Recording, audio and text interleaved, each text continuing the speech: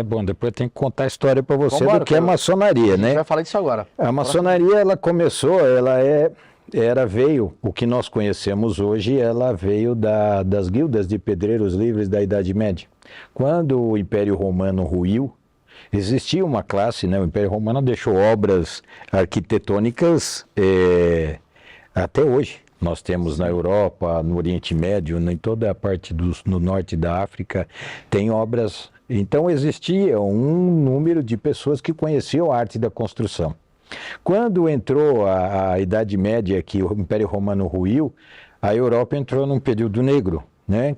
Que foi a Idade Média. Então as pessoas se juntaram em feudos.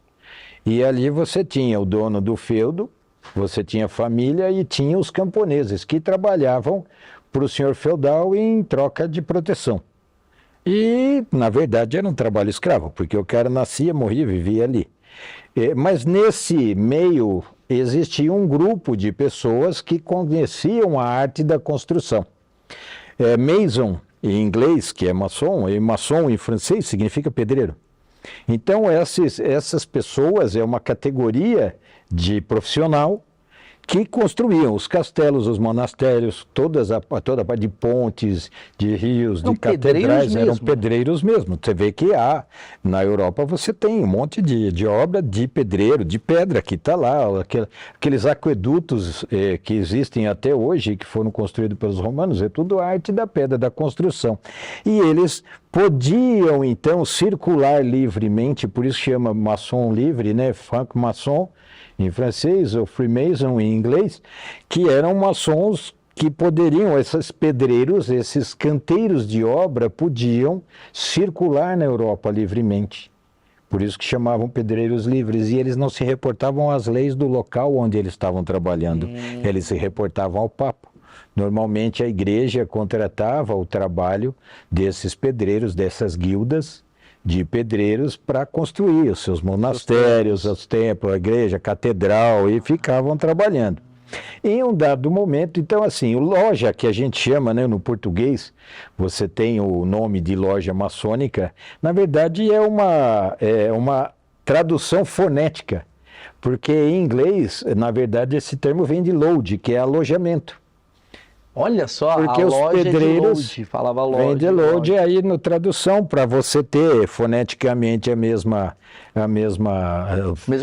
significado você trouxe, mas são alojamentos, que até hoje você tem a construção, tem o alojamento, onde o pedreiro está assim, trabalhando. Meu pai né? tem uma loja, essa loja vende o quê? Celular? Não, pois ele é maçom, ele tem de vender alojamento. Então vende alojamento. E aí foi fazendo essa construção, foi trabalhando e num dado momento então começou a haver uma mudança de mentalidade quando começou a vir o iluminismo, os grandes pensadores, e eles se refugiavam na maçonaria. Nesse tempo a maçonaria também começou a haver, depois de 1666, quando houve um grande incêndio em Londres que destruiu a cidade quase que inteira, as guildas se dirigiram todas para a Inglaterra. E ali no final do século XVII, começo do século XVIII, então, começou a haver uma formação do que a gente chama, que é o que a gente pratica hoje, de maçonaria especulativa.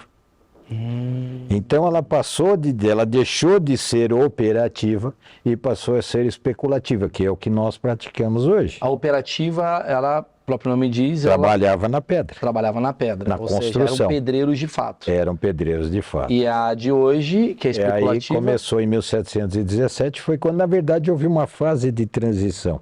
Então começou a haver uma diminuição de locais para se construir. Então começaram a ingressar dentro da maçonaria pessoas que eram grandes pensadores, grandes filósofos, contestadores da época, que mudaram a realidade daquele período negro que houve na Idade Média. E começou a haver novamente um renascimento. E aí essas pessoas começaram a ficar dentro da maçonaria e criaram a maçonaria especulativa. Mas por que eles se associaram a esses pedreiros? Porque eles podiam pensar livremente, falar livremente. Aí que tá. Ali não tinha nenhum tipo de censura. O Estado não coibia. Sim. Olha que interessante. O Estado não coibia, mas assim, o Estado e a religião, nesse período, eles eram distintos? Na verdade, a igreja sempre teve uma influência muito grande, né? Então, toda a família, né, principalmente na época feudal, você tinha lá o dono do feudo, e na família tinha o herdeiro, que era o primogênito, sempre. Sim. E depois o outro filho ia para o clero, virava padre, virava bispo, ia para o clero. Então havia esse vínculo.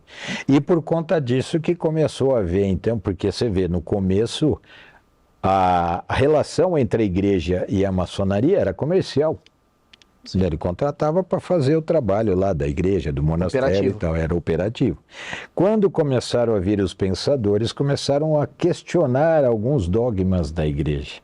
Uhum. E esse tipo naquela época, a igreja era muito forte, então começou a ter essa mística, não, de dizer, de falar, de denegrir a imagem da maçonaria, que ela faz missa negra, são todos adoradores do diabo, porque eles matam criancinha, matam pessoas. Eles eram questionadores daquela igreja. Então eles tinham que difamar o grupo. Você tinha que deixar... tudo, né? Tudo que é como muito... acontece hoje. Tudo não que tem diferença. Tudo que é muito proibido tem uma questão comercial ou ideológica por trás, sim, né? Não põe isso daqui.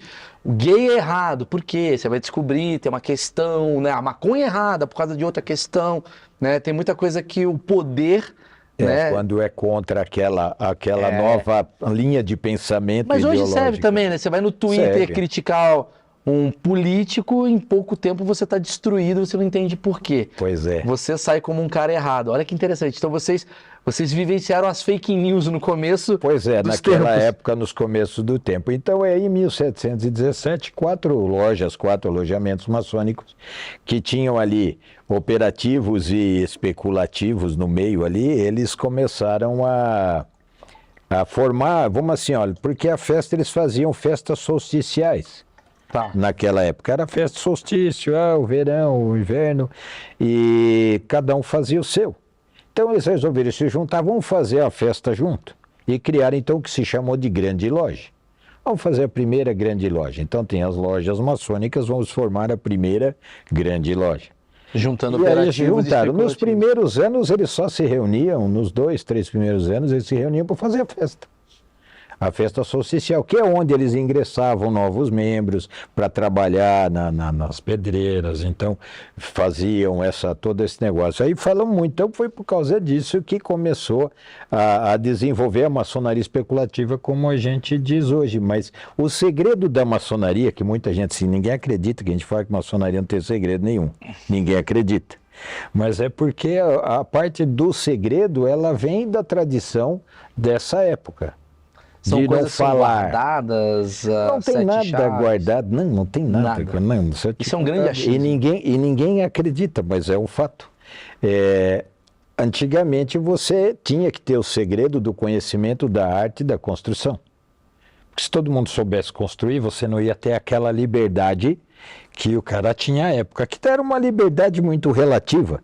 Porque o cara entrava, ia para uma cidade, ia lá, sei lá, para Paris, para fazer a Catedral de Notre Dame. Ele levava 90 anos para fazer uma catedral. Então havia, às vezes, eram 2, 3 gerações, então ele não saía dali. Não deixava de ser um trabalho. Ele recebia, mas ele não saía dali. Entendi. Né? Então era uma liberdade, mas para a época era uma coisa maravilhosa. Não, e não mas não tinha. Então o segredo é para ele manter essa liberdade que os outros não tinham. Então você tinha o conhecimento, então você só passava para aqueles que tinham condições de ser iniciado, que tinham habilidade para fazer essa obra.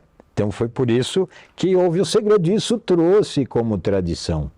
Você vê que a maçonaria, não sei se você já chegou a ver alguma coisa ou ler alguma coisa sobre maçonaria, todos os ensinamentos que nós temos, eles são feitos através dos instrumentos da arte da construção. Então nós temos o esquadro, o compasso, a trolha, nós temos a picadeira, a gente tem todos esses instrumentos que são os instrumentos que trabalham. Quando a maçonaria deixou de ser operativa, de trabalhar na pedra, cada um dos seus membros passou a ser uma pedra, aonde a gente trabalha para construirmos uma sociedade ideal, um edifício social ideal. E cada um das pessoas, cada pessoa é o responsável é uma pedra para a construção desse edifício social ideal. Então passou a ser filosófica. E aí a gente usa os instrumentos da construção para trabalhar a nossa moral. Olha que legal. Então você fala do esquadro, o que é o esquadro? Tem a linha reta, a retidão de comportamento, você tem o prumo, que você tem que ser um exemplo para com quem você convive, e você tem o nível, porque somos todos iguais, independentemente da minha situação financeira, cultural, eu sou igual a qualquer um, nós somos filhos do mesmo Criador. Eu poderia dizer que é mais que não é uma religião, é uma sociedade. Não é uma religião, não. É uma sociedade. Temos